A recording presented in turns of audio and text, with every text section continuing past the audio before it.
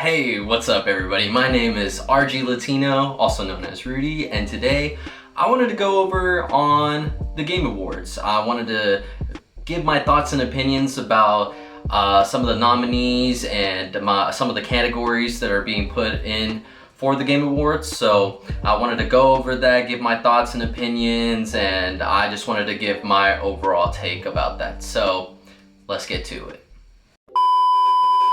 So right now with the Video Game Awards, I wanted to start with the Best Multiplayer category. So, the 5 nominees are Call of Duty Black Ops 6, Helldivers, Super Mario Party Jamboree, Tekken 8, and Warhammer 40k Space Marine 2. Now, I've played for the most part Call of Duty Black Ops 6, Helldivers 2, and Warhammer. And personally, when I was going in on these type of games, I genuinely loved Helldivers 2. Helldivers 2 was hands down one of the best games that came out this year when it came to multiplayer and just building such a good community. Like the community for Helldivers 2 when it came out was something that was akin to when people were playing back in the day in PlayStation 3, Xbox 360 era. And that, I think, is probably like one of the best feelings, like hopping on with your friends and going in, shooting bugs, shooting the robots, and trying to complete the major orders. All that stuff was super dope. It was so great. But I will say, even though Helldivers 2 was really good, I do think it lost a lot of steam. Like, it lost a lot of momentum because of some of the BS that PlayStation was doing, and kind of a little bit on Arrowhead when they were, making changes where they were nerfing guns and they weren't, like they weren't balancing it right for whatever reason. But it lost a lot of momentum, and I feel like after 3 months, 4 months or so, a lot of people started to really, not be as into Helldivers 2 as when it first started. So, not to say that there isn't a big community. There is still a huge community for Helldivers 2, but I don't think it's as big as how it was when it first dropped. That first drop, first couple 3 months, there were memes, there were posts on every social media talking about what are we doing in Helldivers 2, Malevolent Creek. I remember that. That was such a big deal for so long. God bless our troops! God bless America! And gentlemen! Erop into body. Body will. So, I don't know. Helldivers 2 is great, but I think for me, the one that I personally have gotten a lot of enjoyment from is actually Warhammer 40k. I've actually been going in and playing the multiplayer part of Warhammer, and it honestly really just reminds me very much of the Xbox 360, PlayStation 3 era, where, all these games had like essentially tacked on multiplayer, because it kind of feels like it's like, you look at it and you're like, oh, this kind of just seems like it's tacked on or whatever. But when you get into it, ooh, it just sucks you in. Like, it just really gets you going, all that stuff. And obviously, everybody started playing this game for the co-op. The co-op for this game is fantastic. I've played a little bit with my friends, the co-op in this title, and it is one of the best. One of the best for sure. Like, we've kind of moved on to playing other games and stuff, but anytime we want to play a little bit of co-op, do some missions and stuff like that, we definitely go back to Warhammer 40k.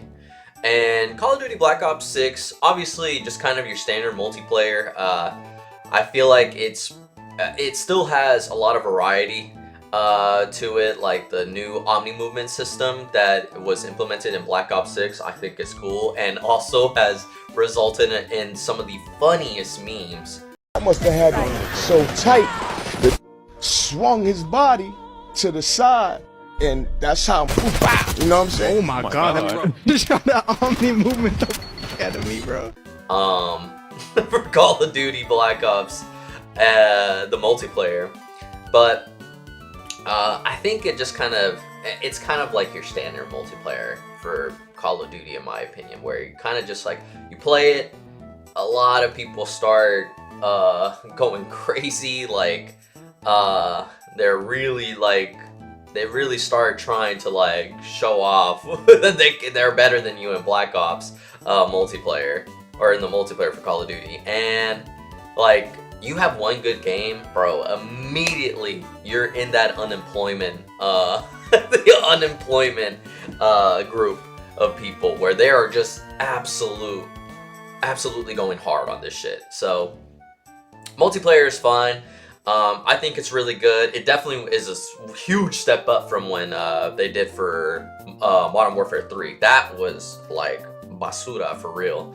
And the zombies is absolutely great. It's actually really fucking good. Like, if you want to play Call of Duty Black Ops 6 and you're picking it up because you want the zombies portion of it, absolutely, that is a solid choice right there, because the zombies for this for Black Ops 6 is so much fun. I played it with my friend and we were going crazy doing some of the Easter eggs and stuff. He was showing me, like, you know, how, like, the new maps and everything, because he had already played before I did when I first started jumping in, you know, and I was just like, whoa, this is super fun. This is so much fun. So I think when it comes to the best multiplayer, now I haven't played Mario Party Jamboree. I honestly don't really think this game should be in here, because this is more of like, I don't know, like, this is kind of like a game that you just sit down around in the couch, not really a multiplayer type game. But what I will say for Tekken 8, I've heard a lot of great things about Tekken 8. Tekken 8, I've heard that the community is really, really dope, and if you want to get your ass beat, bro, they will beat your ass in Tekken 8. But there's still some new stuff for returning Tekken players, and right now the game director for Tekken 8 has talked about how he is planning to include like more stuff, more DLC for Tekken 8 further down the line and stuff. I remember that he had a whole conversation about potentially adding what was it, Waffle House as a map to Tekken 8, which if they drop Waffle House as a map for Tekken 8, I 100% will pick it up just for that. But for me personally, I think my best multiplayer vote will probably go to, fuck it, I'll say Helldivers 2. Helldivers 2 just had such a great, just provided such a great experience, and as much as I really enjoy Warhammer 40k for the multiplayer and the co-op, Helldivers just, like, for a solid 3 or 4 months really dominated how much, like, you know, how I was playing with my friends and stuff like that, which honestly I had not done for in a long ass time. So I think for best multiplayer, that will take it for me. That'll get my vote. So moving on. Okay, best sim / strategy category here. I have played 2 of the games here. I played Kunitsugame, Path of the Goddess, and Unicorn Overlord, which Kunitsugame is a really good tower defense game. I really enjoy it. I have it both for PC and PS5, and I've played both of them pretty far into. I haven't had a really good tower defense game in a long ass time. Like, I haven't played one in a long ass time. But then Kunitsugame came out and I started seeing reviews for it, and a lot of people were really positive about it. And so I was like, you know what, let me try it. And I genuinely liked it. It's really good. I still need to continue playing, but and finish up the game in general, but it is really good. Highly would recommend it. I think at this point I'm like getting close to the end for that game, so I just need to go through. One thing I will say about the game that kind of is like, whatever, is like there is a base building aspect to this game, which like once you complete one of the areas in the game, you can eventually go back and you can start like rebuilding it, and you know, as you rebuild, you get some, you know, more items, you get some more stuff to improve your character, and like the little kind of like pawns that you'll put in for while you're playing the tower defense portion of it. So I like that part, but it's just very bare bones, and it's just kind of like once you finish building all that stuff within one of the bases, that's it. You just move on to the next base and just continue building those up. So that's the one area I think that I'm just I'm like, whatever. But for the most part, it's great. It's really good. Unicorn Overlord. This one is done by Vanillaware, and I've played Dragon's Crown. So I immediately, when I heard that Vanillaware was dropping this, I was like, yo, I'm gonna keep an eye on this game because I really enjoy Dragon's Crown. But I got Unicorn Overlord. Well, I tried the demo first. I tried the demo for Unicorn Overlord, and immediately I was hooked. It was so good. It's so good. And I think if you are looking for a strategy type of game, kind of like in the lines of like, it's kind of like Advance Wars a little bit. So you're just moving your characters to, you'll like deploy them. They'll move into specific areas where you tell them to, and then once they beat the enemy on the battlefield, then huge thing will play out. You can move your characters around to better suit the strategy that you want to use for whatever enemies are on the field and stuff. It's very strategic, and honestly, it gets really deep with like the customization aspect of like, how do you want to set up your team, what people or what characters that have like different I guess positions you could say, or different areas of expertise, like those, where you want to put them in your group, like that is really dope. And I think Unicorn Overlord is definitely a game that I think was kind of slept on, but going back, if people go back to this game, I think they really should try to like sit down and play this game. And if you really like these type of strategy games, I think Unicorn Overlord is one of the best. Frostpunk 2, I didn't play, but I know it's on Game Pass, and I've actually been very curious about playing this game, but I'm kind of holding off a little bit, just because there's other games that I'm much more interested in right now. Age of Mythology Retold, I've heard is really good.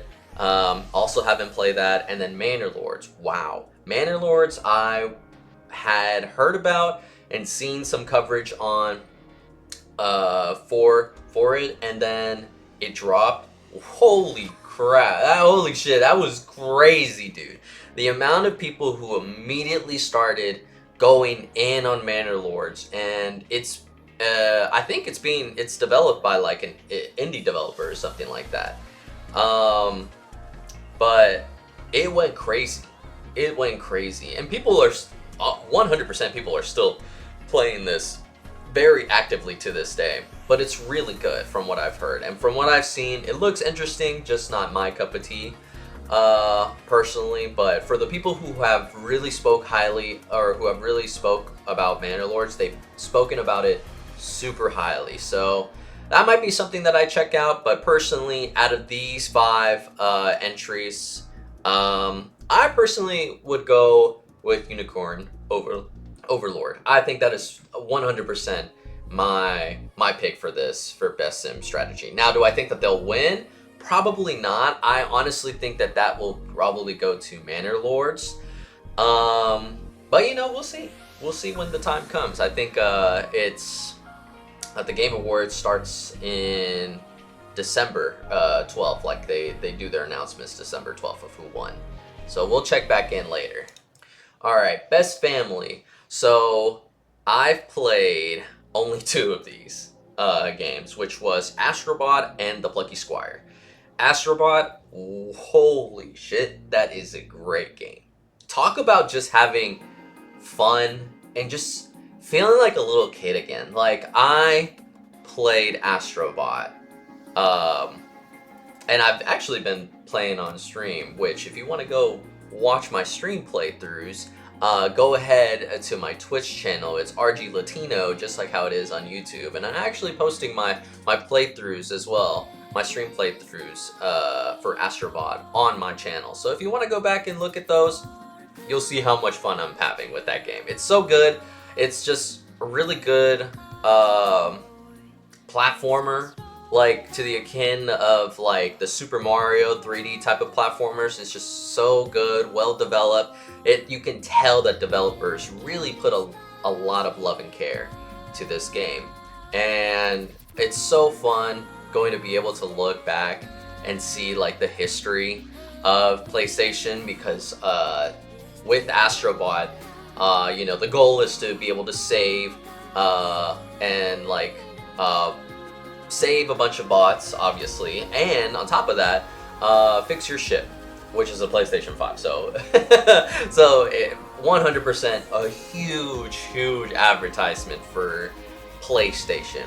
But it is undeniable to say that it is not one of the best platformers that I played this year. And on top of that, the Easter eggs of like seeing all the characters from PlayStation's past and all that stuff is so fun. It's so cool.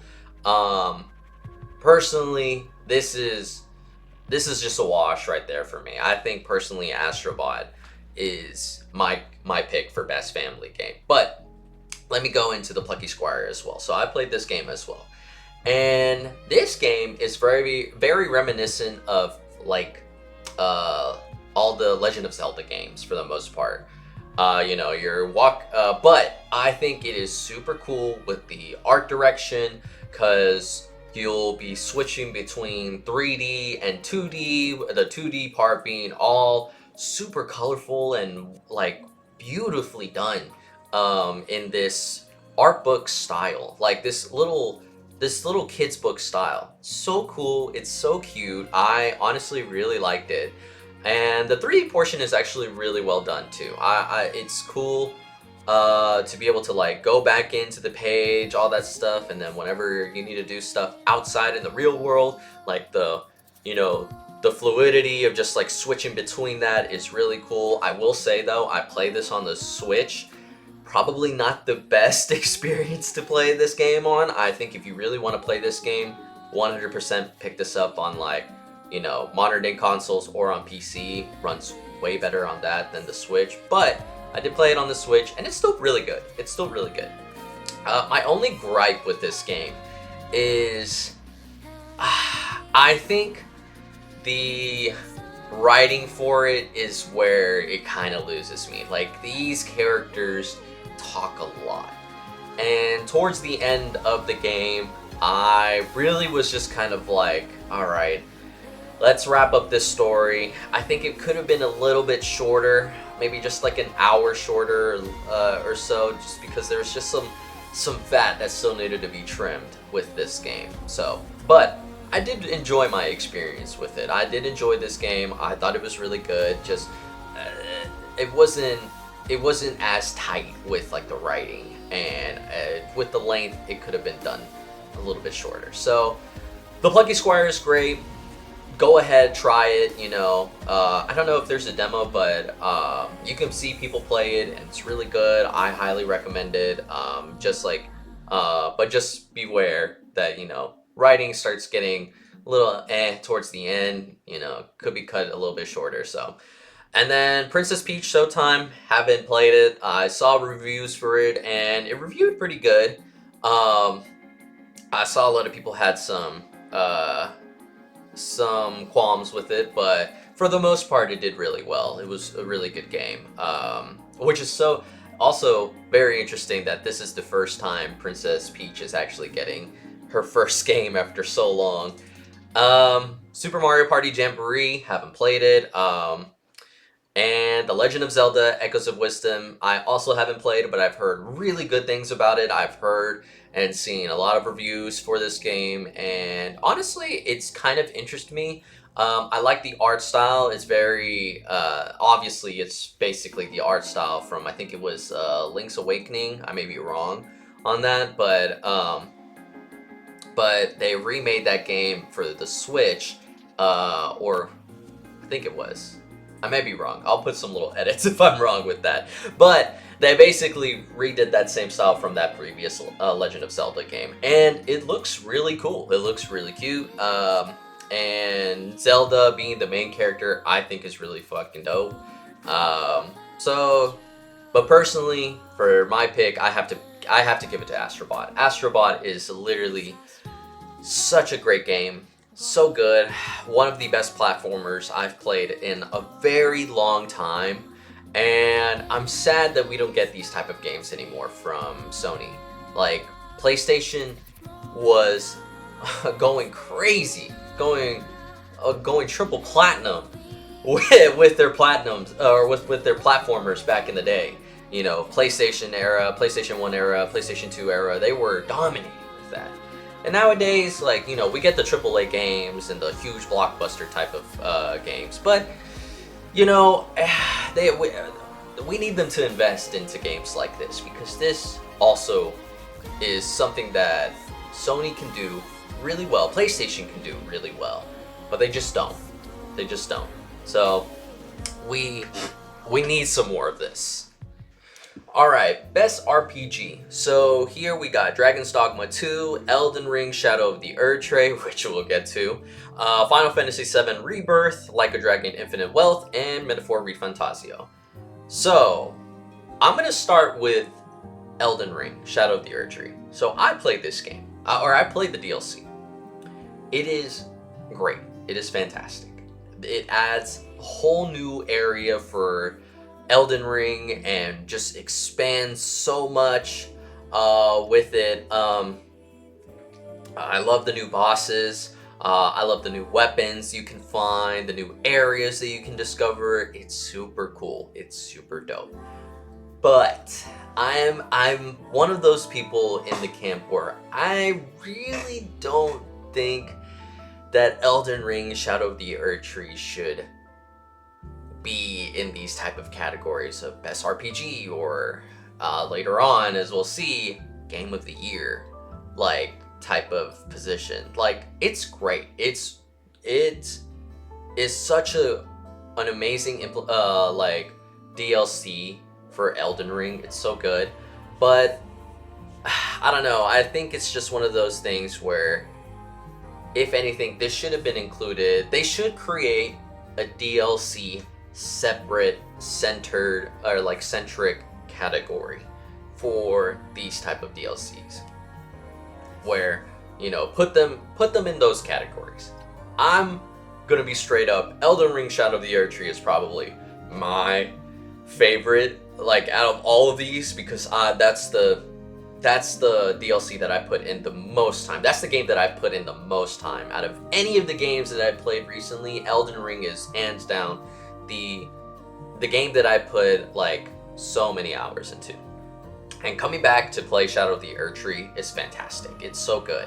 It's great. But yeah, I really do think that at this point, put in another RPG. Instead of putting Shadow of the Erdtree in here, highlight another RPG, and then have a just specific centric DLC type of game. Because there's still great other RPGs that came out, but kind of just gets overshadowed because Elden Ring dropped. So, but great DLC. Totally think that it should be in its own category. Now, Dragon's Dogma 2. I tried playing this game, and when I first tried playing it, it ran like garbage on my PC. But I have done some upgrades to my PC, so maybe I need to go back and see how it handles this game now. But personally, aside from just, the really egregious like frame drops in this game, I really wasn't as invested into this as I thought I was going to be. I was really hyped about this game. I saw a lot of coverage about this game and I was really looking forward to this game. And then I bought it, I played it, and I was just like, I don't know, I just really couldn't get into it. So that might make some people mad, and listen, if you're a Dragon's Dogma 2 fan, I can see where people find the appeal for this game. Cause it's honestly really, really good. Like, I think it's well developed. And for the people who play Dragon's Dogma 1, it will 100% cater to those players because it's building on top of that for the most part. But I never played Dragon's Dogma 1, so to me, I had no background, I had no frame of reference on what I was getting into with Dragon's Dogma 2. So Dragon's Dogma 2, I played it, and that's one of those games that I just kind of shelved. But maybe I might come back to it and see how it is and stuff. So, but moving on, let me talk about Final Fantasy VII Rebirth. Final Fantasy VII Rebirth, I loved. It's really, really good. The character development, the new open world is really cool. Getting to finally meet Kate Sith, super dope because he's teased at the end of Remake.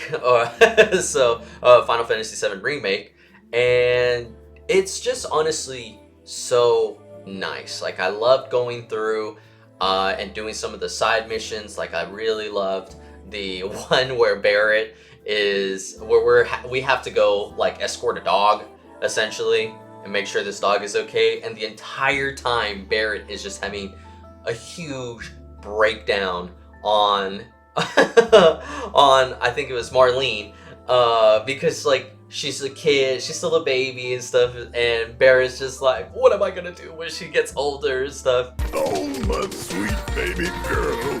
What now? Your daddy. Your silly daddy. He's gonna fail you. Oh, I can't let you go. I just can't. Barrett, get your shit together. Marlene's barely out of diapers. You've got time. And I thought that was so fun. I thought that was so cute. I thought that was really dope. It was really well done. And overall, with the art direction too, I thought it was great. I thought it was super good. My only gripe with this game is that it is way too long. Like, this game is heavily padded out. It drags on towards the later half of the game. I think around maybe chapters 8, 9, like 7, 8, 9, around that area, going into like the last couple chapters. It drags. It's a slog to kind of get through. And I really love these characters, but like the developers clearly just wanted to pad it out for time and make it longer. And I think it could have just been cut down a little bit shorter, to where you remove so much of that fat and just keep it going, keep the pacing good. So I really liked Final Fantasy VII Rebirth. It was really good. The ending was great. I really loved it. And one other thing too. There's kind of a little bit of confusion, I feel like, that's going on with Rebirth, because they're really redefining this story. From what I've seen, this game is definitely like doing something completely different than the original, and I'm really curious on how it's going to play out, but I feel like it's just a little too convoluted when you get towards the end. Like, it starts being like, shown and kind of described to you about like what's going on, but I'm just like, okay, what's gonna happen here? Like, how are we gonna do this? So yeah, but Final Fantasy VII Rebirth, great game, really good. I just think that it could have been cut down like a couple hours because it was just padded out for time, and probably just be a little bit more less convoluted with what you're trying to do for the next game, like for the setup for the next game. So, but it's really good. Like a Dragon Infinite Wealth did not play, but I've heard really good things about Like a Dragon series. I really want to get into it at some point, but I know there's like a bunch of them at this point, so maybe we'll get to it. And then Metaphor Refantasio. I am playing the demo right now, and I've never played like a Persona game or anything like that, but I've always seen the art style for that game, and I've always been like, yo, this is super cool. This is really cool. And I've had a lot of people tell me to like, you know, you should try it. If you really like RPGs, JRPGs and stuff like that, which I do, you should 100% play it. And I figured, you know, Metaphor Refantasio, since it's not a really, you know, it's its own standalone game, doesn't have anything prior with Persona and stuff like that. I was like, you know what, let me give it a shot. So I downloaded the demo and I've been playing that, and I've gotten like 4 hours into it. It's really good. It's really good. And I really want to continue playing it, so I think at some point I will probably buy this game, and who knows, maybe my opinions will definitely change about this game, and you know, I'll be blown away and I'll be like, yo, this game absolutely deserves Game of the Year and stuff. But I haven't fully played it yet, so I can't really make a full opinion on it just yet. But for now, with Best RPG, I'm going to give it to Elden Ring: Shadow of the Erdtree. It was just fantastic. It was just great. It was just, you know, no words.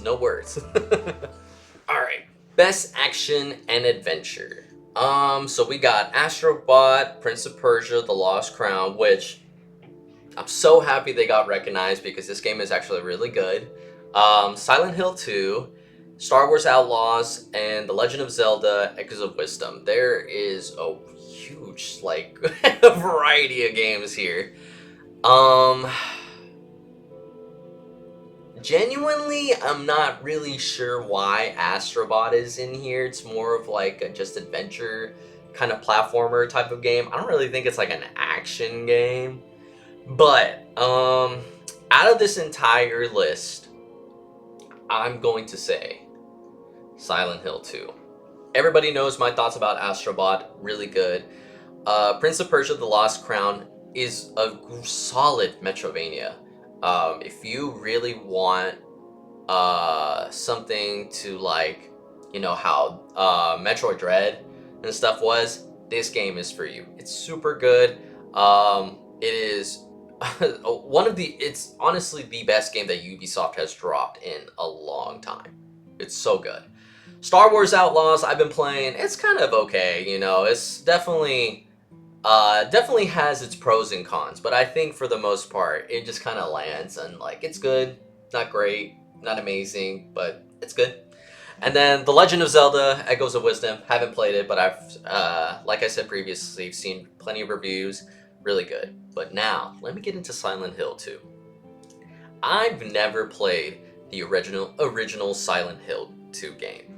Around that time, I was definitely not playing no games like that. I was like maybe 8 when this game probably dropped, 8 or 9 or something like that. So I was 100% not playing this game at the time. But I saw a lot of people who were really hyped when this game first got announced, and I was like, okay, what's everyone getting hyped about? But then I started playing more horror games, like more action horror games, like Dead Space Remake and Resident Evil 4 and Resident Evil 2 and like those type of games. And I was like, okay, those are really good. And I really enjoyed it. And for the most part, I was always really gripped with the story. Like for Dead Space Remake, amazing story. Alan Wake 2, fantastic story. I really loved it. That personally was my game of the year for last year. But Silent Hill 2, I was very much looking forward. I was cautiously optimistic. Mainly because I had seen a lot of people talk about Blooper Team, and then I looked back to see what kind of games Blooper Team had made, and they weren't really that great and stuff. So I was a little bit was just cautiously optimistic about this game. But when this game dropped, I picked it up. I had seen the reviews, and all these reviews were saying it is amazing. It is one of the best remakes that we've had in a while, and since last year, basically. It is great. And so I was like, okay, let me try this game out. Played it. Holy shit. Talk about a cool, well, not cool, but very interesting story. It's very dark. It's very much not afraid to go into topics that are really, really dark. And I think a lot of people were really concerned, especially because I think they were afraid that the original story would get butchered. Like, it wouldn't, the punches just would not hit as hard. They would pull their punches. But Silent Hill 2 came in, and I played that game all the way through. And in fact, I'm playing it on stream right now. I'm playing a New Game Plus file on stream. It is great. It's fantastic. Go watch that. But it is dark. It is really dark, and it really explores James's psyche really well. I think it does an amazing job of just talking about like with the other surrounding characters like Angela, Eddie, Maria. They're all great characters, and I was genuinely freaked out a good part of that game, because when you want to talk about like the environment being grimy and stuff like that, Silent Hill 2 does that so well. Everything, when you go into like the other side or the other world portion of the game, it is grimy, it's disgusting, it's nasty. They're like, ugh, like you're visually struck with something that is so appalling. And they did such a great job with that. And then on top of that, the audio design for it, wow, it is fantastic. Like the squelching, or like when you're like shooting, it has such a great sound to it. When you're like fighting the enemies, it's amazing. It's great. Like, that is a game that really went above and beyond for this remake. The Blooper team absolutely should be applauded, and actually should be getting a lot of apologies from people, because a lot of people put this game off because Blooper team was attached to this, and then turned out it was fine. It was great. It was great.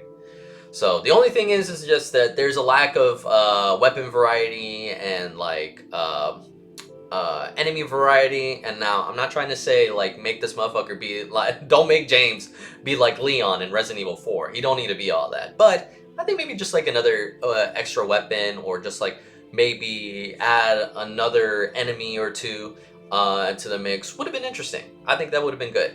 But for me personally, I gotta cast my vote to Silent Hill 2 for this. This is a great game, and if you haven't had the opportunity to play this game, I highly recommend it, 100%. Okay, so here we got the best action game category. So we got Black Myth Wukong, Call of Duty Black Ops 6, Helldivers 2, Stellar Blade, and Warhammer 40k Space Marine. Now, a lot of people, I think, are really, really advocating for Black Myth Wukong. And personally, I think Black Myth Wukong is really good.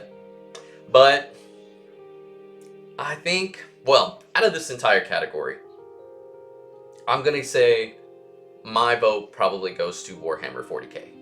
I really like Black Myth Wukong. It's really cool. It's a really dope environment, and it was super interesting to see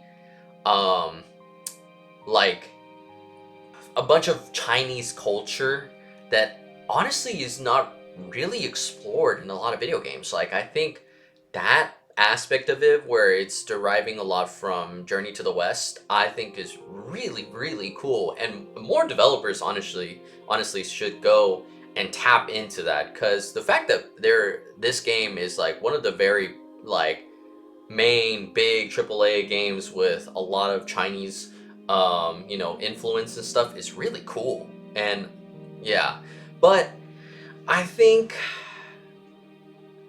all I gotta say is that the quality for this game, like how it ran on PS5, because I played this on PS5, is not great. It's like there's a lot of lag input for that game on PS5, and as a result of that lag input, I have died multiple times. Like, I've died unnecessary deaths because my controller just had such a laggy input to it. And I think it probably just needed a little bit more time in the oven to really work out some of the kinks for it.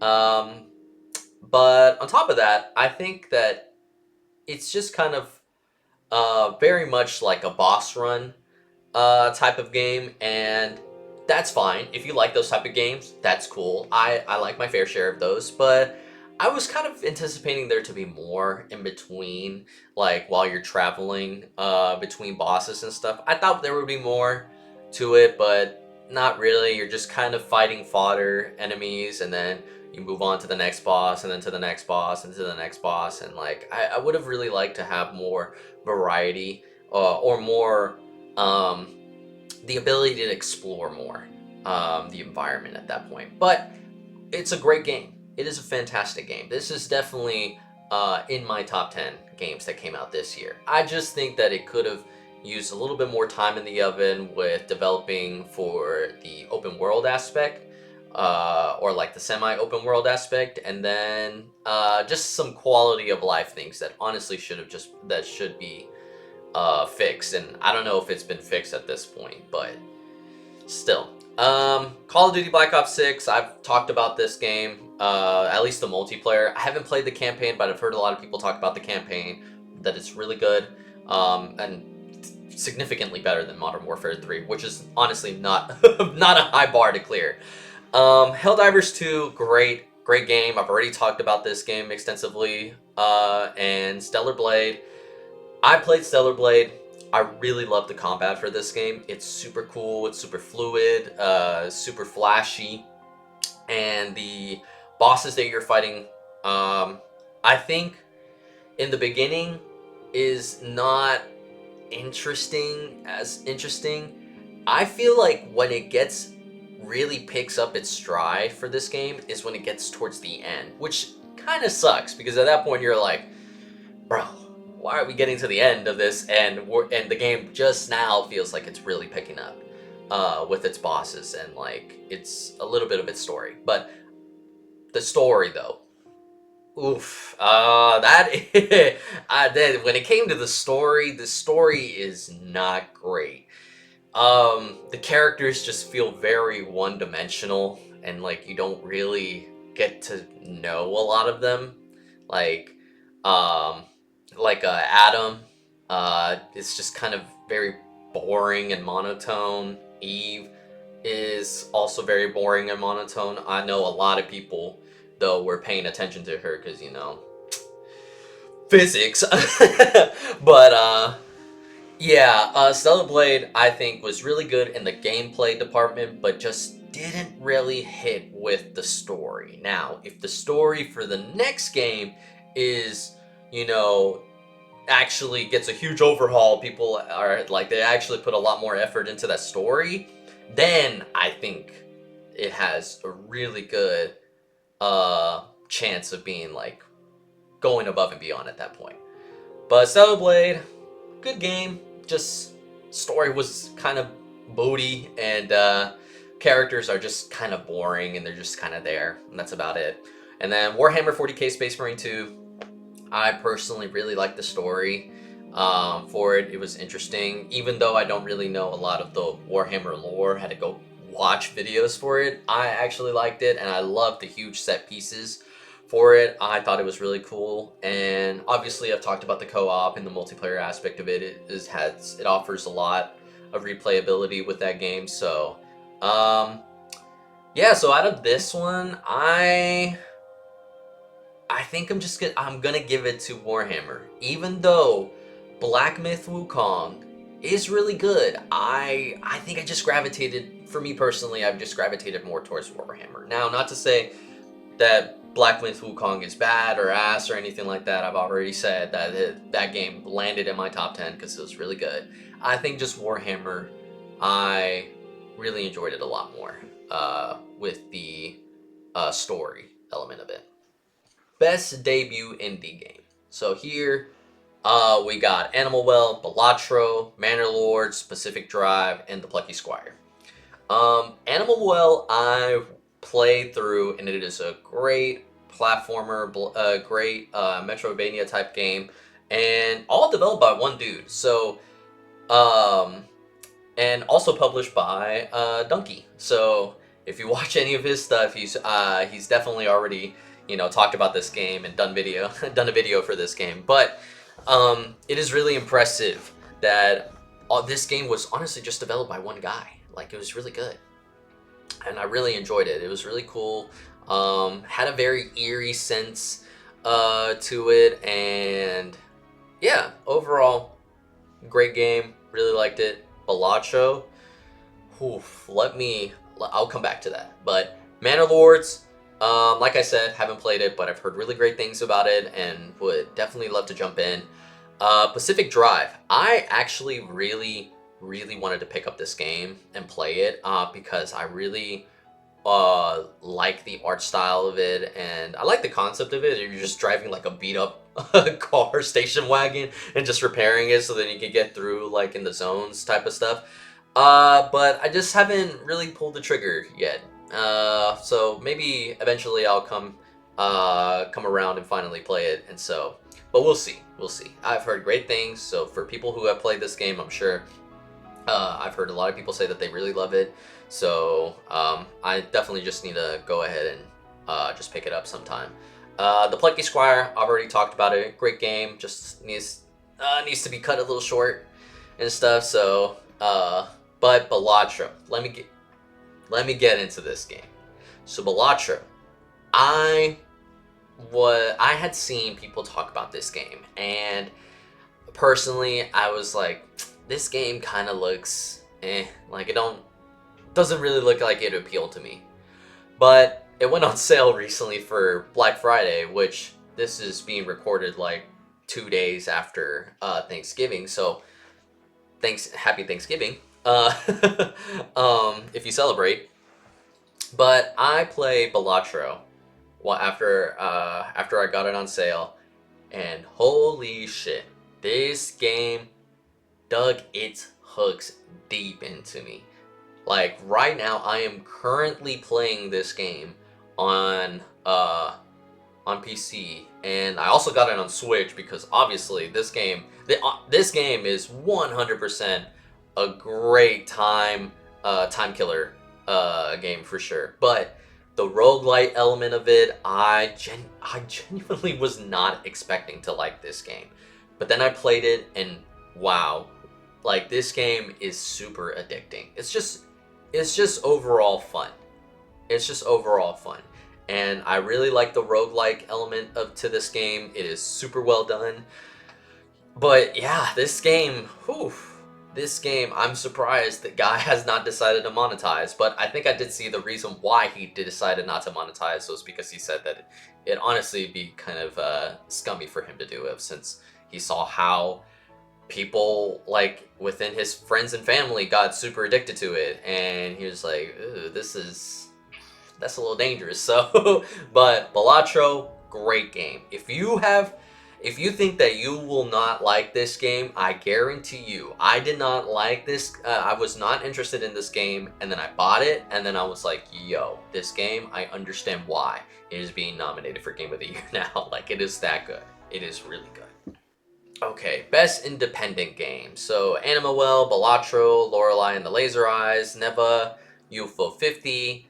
Animal Well, Balatro, already talked about them. Really good games. Haven't played Lorelei and the Laser Eyes, and haven't played Neva or UFO 50, but I do have a friend who has played UFO 50 and has said that it's really good. So, and I like the concept of it, which is I think it was like basically it's supposed to simulate like lever before play type of indie games developed by like this supposedly developed by like this big publisher, stuff like that, and it's just kind of like a repackaging of them, but they're all brand new games. Like no one knows any of these games type of stuff. So you know how you have like those Sega collections and all that stuff. It's essentially like that, but just with whole new games that were developed by Moss Mouth. So yeah, I honestly this 100% gotta give it to Balatro. Such a great game. But I've really heard a lot of good things about Lorelei and the Laser Eyes, so I really want to pick that up and play that. And Neva too. I've only played Gris a little bit, and it was really good. I like the art direction of it, but I've heard this game is also developed by the same people, so definitely interested to go into it.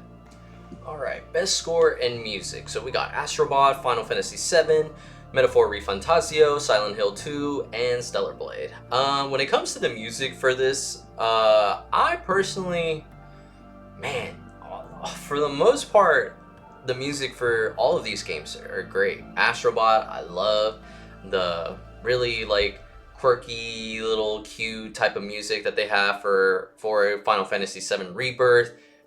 Fucking killer soundtrack when you're fucking going in and all that stuff. So that game is fantastic with the soundtrack. Metaphor ReFantazio, bro, all I gotta say is the battle theme where you just hear the chants going off.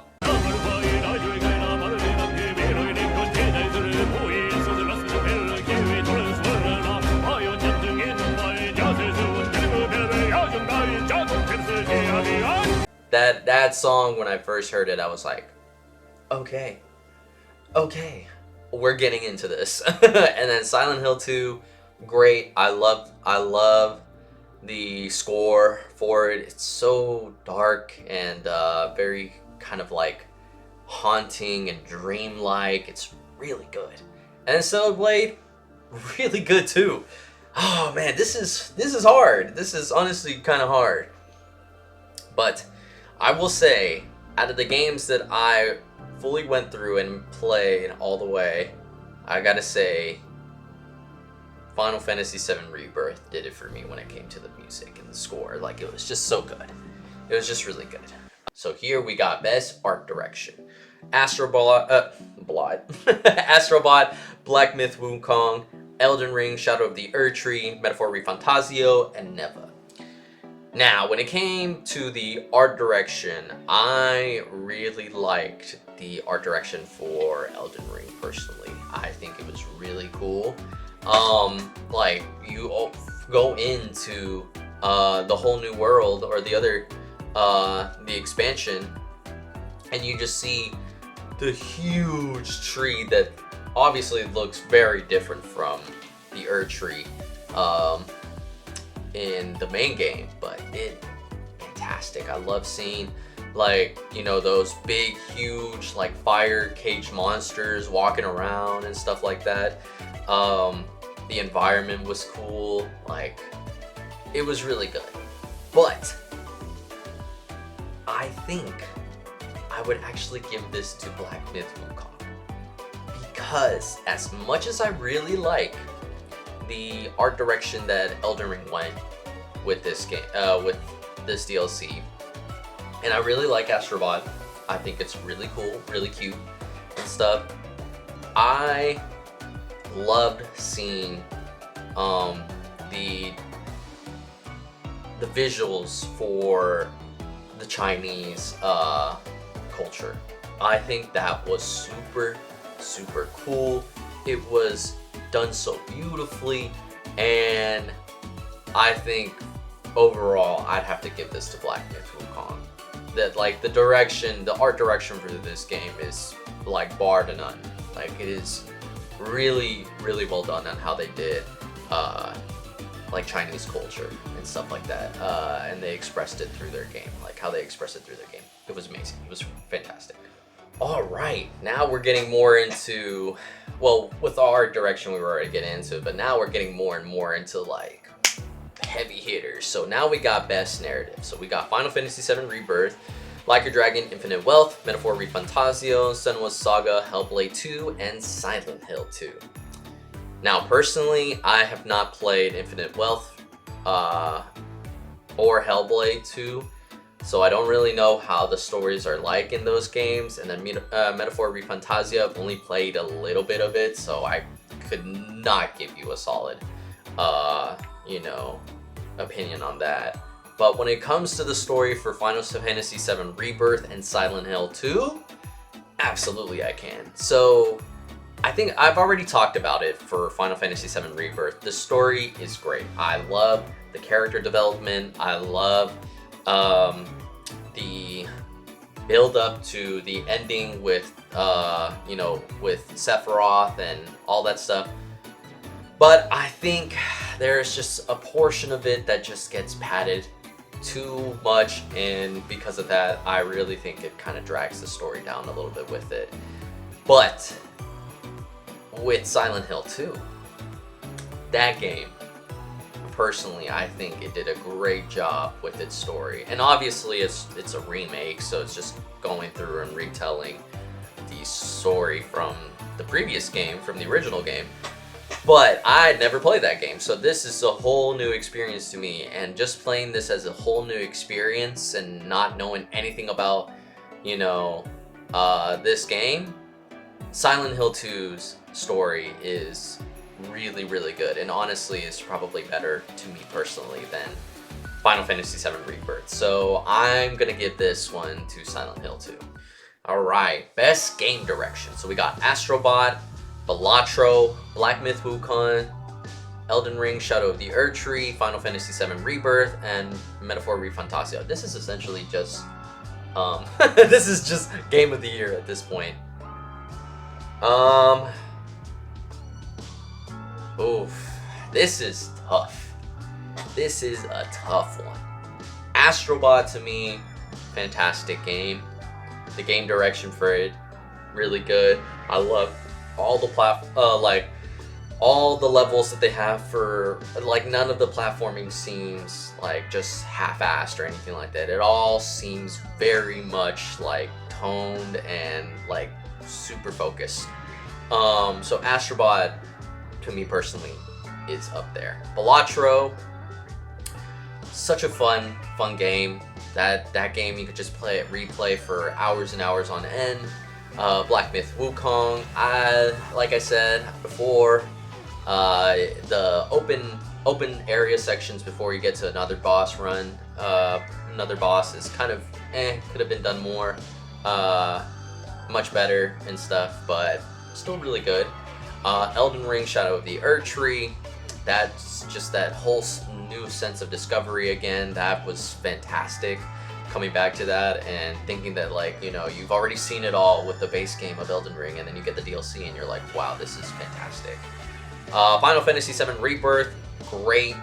Open world is dope. Only thing is, open world could have been, I think could have been a lot more focused, because it just has a lot of those Ubisoft towers kind of thing, and that kind of gets a little bit repetitive after a while. So maybe some more unique other side quests or stuff like that would have been great, but overall I liked it.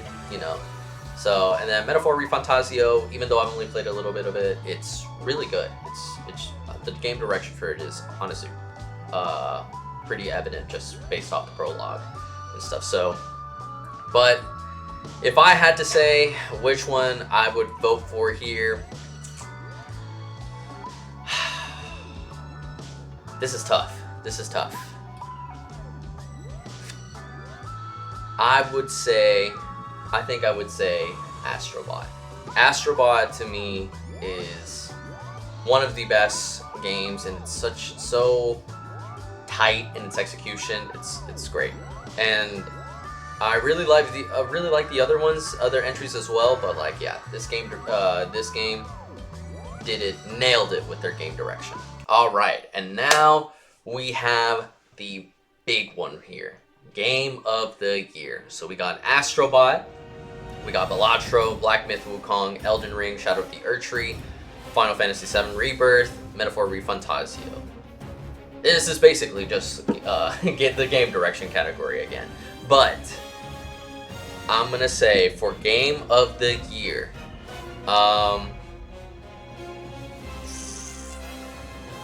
after everything that I talked about with these games and stuff, I am going to give it to I'm gonna give it to Astrobot. Astrobot overall was one of the games that I've really enjoyed my time with. It is so good. It is done so well. It is super cute. The art direction is great. The game direction, fantastic.